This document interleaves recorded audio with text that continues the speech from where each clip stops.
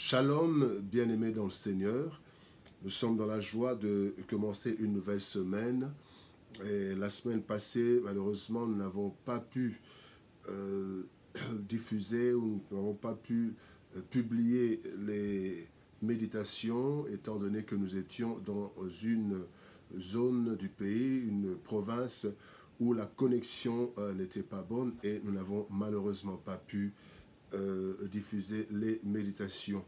Mais nous sommes rentrés à Kinshasa et nous allons reprendre nos méditations. Et ce lundi 5 octobre 2020, le Seigneur nous conduit dans la deuxième lettre de Pierre, chapitre 1er, verset 3. 2 Pierre 1, verset 3. Voici ce que déclarent les Écritures. Comme sa divine puissance nous a donné tout ce qui contribue à la vie et à la piété, au moyen de la connaissance de celui qui nous a appelés par sa propre gloire et par sa vertu. Bien-aimés, dans la vie, l'échec est souvent justifié par la faute des autres ou alors par le manque de possibilités ou de capacités. Toute réussite exige un minimum de ressources nécessaires pour accomplir telle ou telle autre chose. Il faut dire, nous n'avons pas réussi à faire telle chose parce que nous n'avions pas assez de moyens, parce que nous n'avons pas réuni tous les moyens nécessaires. Et Jésus-Christ dit quelque part, quand quelqu'un veut construire une tour, il s'assoit pour calculer s'il pourra arriver jusqu'à la fin. Donc même le Seigneur nous montre qu'il y a un minimum nécessaire pour réussir dans un plan. Et dans la vie, il y a un minimum. Alors le chrétien justifie des erreurs et des fautes par sa faiblesse, son humanité, etc. C'est à la base de ces excuses, à la base de ces excuses, que plusieurs parfois n'arrivent pas à vivre leur vie chrétienne. Voilà, je suis faible, le diable m'a terrassé, et il y a plein d'excuses, un peu comme Ève dans le jardin d'Éden. Quand d'abord Adam a trouvé comme prétexte, non, c'est mon épouse, c'est la chair de ma chair, l'os de mes os. Mais alors, au niveau d'Ève, elle s'est retournée vers le diable, ou vers le serpent. Non, ce n'est pas moi, c'est le serpent. Je n'ai pas pu résister, c'est le serpent qui m'a proposé. Alors ce passage de 2 Pierre, chapitre 1er, verset 1, vient écarter les excuses et prétextes auxquels nous recourons régulièrement. Bien-aimés, en réalité, nous ne sommes pas faibles, mais puissants. En tant que chrétiens, bien-aimés, dans son amour et compte tenu de ses exigences, l'Éternel, sachant que nous sommes pécheurs et faibles, il a mis à notre disposition, comme le dit la parole, tout ce qui contribue à la vie et à la piété. Cela veut dire quoi? Bien-aimé, le Dieu omniscient, ce Dieu qui sait tout, il sait exactement de quoi nous avons besoin. Et ce qu'il met à notre disposition, c'est l'essentiel pour réussir.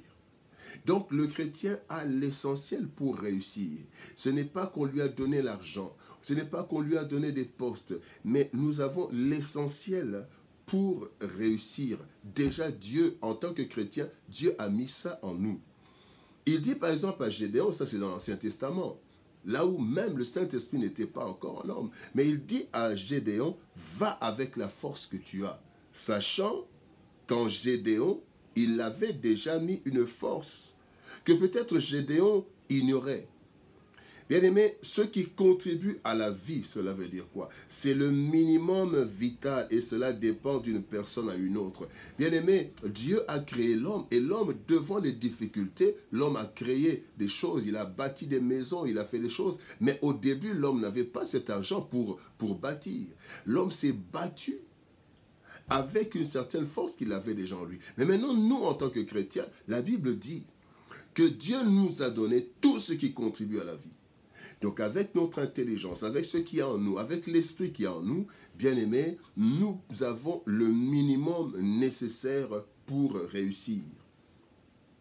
Nous avons le minimum nécessaire pour réussir. Il y a un homme dont j'oublie le nom qui avait dit, en fait, nous pouvons naître pauvres, ça ce n'est pas nous, mais mourir pauvres, ça, quelque part, nous en sommes responsables. Parce qu'il y a des personnes qui sont nées dans la plus grande pauvreté, mais qui ne sont pas mortes dans la pauvreté. Parce que dans l'homme, il y a une certaine force. Là, c'est même dans la société. Mais quand nous, chrétiens, nous avons le Saint-Esprit, la Bible dit, Dieu nous a donné tout ce qui contribue à la vie. Donc le chrétien, voilà pourquoi la Bible dit, nous serons la tête et non la queue, parce qu'en nous, il y a déjà cette force. En dehors de ça, il nous a aussi donné ce qui contribue à la piété. Donc la capacité minimale de mener une vie qui plaît à Dieu. Nous avons une capacité minimale de mener une vie qui plaît à Dieu. La sanctification, l'attachement au Seigneur, ça, il y a déjà cette force qui est mise en nous. Alors, comment Dieu nous a donné ce qui contribue à la vie et à la piété? Eh bien, c'est par sa divine puissance. L'œuvre de Christ à la croix et la venue du Saint-Esprit ont déployé une puissance extraordinaire. Bien aimé, quand nous lisons dans Éphésiens chapitre 1er, verset 19 à 20, il est dit, « Et quelle est envers nous qui croyons l'infinie grandeur de sa puissance, une puissance infinie, se manifestant avec efficacité par la vertu de sa force.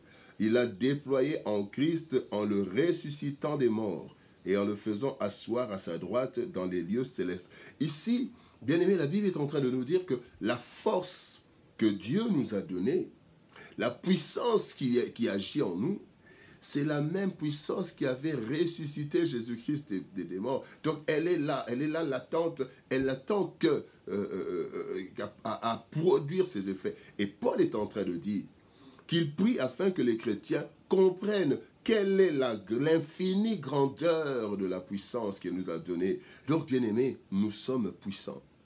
Mais comment entrer en possession de ce qui est déjà mis à notre disposition?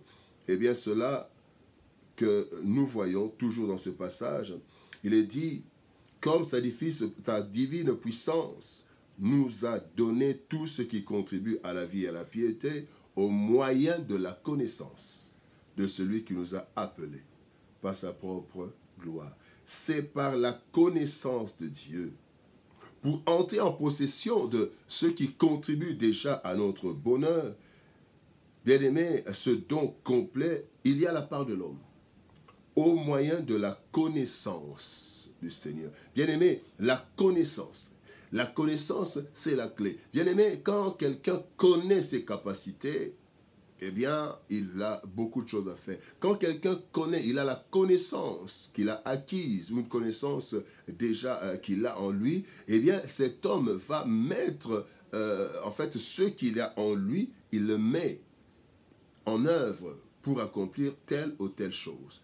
Vous pouvez, bien aimé, arriver à cela par la connaissance. Et il y a trois choses. Connaître Dieu est la clé qui ouvre ce coffre, qui contient ce don. Connaître Dieu. Et quand nous connaissons Dieu, et ici la Bible dit connaître Dieu, ce n'est pas avoir des renseignements sur Dieu, mais connaître Dieu, c'est s'attacher à lui, avoir une connexion, avoir un attachement à lui, chercher à le comprendre, s'attacher à lui. Connaître, ce n'est pas seulement avoir des informations, mais c'est être s'attacher. Et cette connaissance nous donne trois choses. Quand la Bible dit que contribue à la vie, à la piété, la première chose, c'est la vie éternelle. Dans Jean chapitre 17, verset 3, la Bible dit, « Or, la vie éternelle, c'est qu'ils te connaissent. » Donc, connaître Dieu, s'attacher à Dieu, reconnaître Dieu, accepter Jésus, cela nous donne la vie éternelle. Jésus le dit dans Jean chapitre 17, verset 3. Ça, c'est le premier don, le premier élément dans ce don, tout ce qui contribue à la vie. Pas seulement à la vie terrestre, mais même à la vie éternelle. Et la deuxième chose, bien aimé, Cette connaissance nous donne la capacité de vivre en société. Daniel chapitre 11, verset 32 nous dit « Il séduira par des flatteurs les traîtres de l'alliance, mais ceux du peuple qui connaîtront leur Dieu agiront avec fermeté. » Ceux qui connaîtront Dieu agiront avec sainteté, avec fermeté. Dans la société, en fait, la plus grande chose, c'est de savoir comment agir.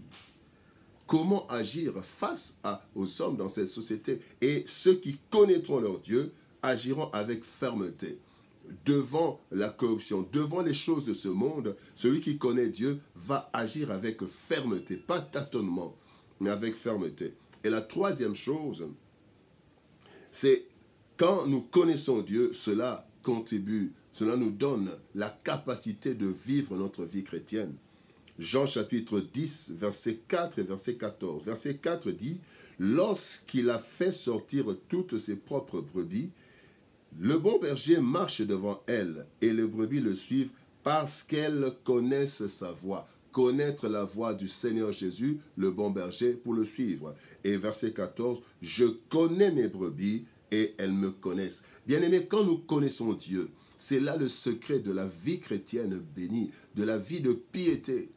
Et donc, la connaissance de Dieu nous fait entrer en possession de tout ce qui contribue à la vie et à la piété. La connaissance de Dieu nous donnera la réussite dans nos actions. La connaissance de Dieu nous donnera la réussite dans notre vie chrétienne. La connaissance de Dieu nous donnera la capacité de vivre sainement dans cette société et d'une façon digne. Bien-aimés dans le Seigneur, nous avons à notre disposition toute la puissance qui peut nous aider à vivre bien et à vivre dans la piété, dans la sanctification, dans l'attachement au Seigneur. Et cette puissance qui est mise à notre disposition, nous entrons en contact ou en possession de cette puissance en connaissant Dieu, parce que c'est Dieu, dans notre attachement à lui, qui nous accorde tout ce qui contribue à la vie et à la piété.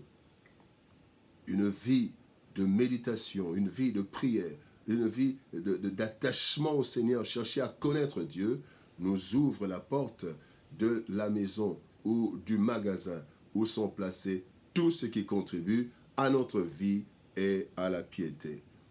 Ainsi, bien-aimés, cherchons à connaître de plus en plus Dieu et nous serons de plus en plus efficaces dans la vie. Que Dieu nous bénisse. Shalom, au revoir et à demain.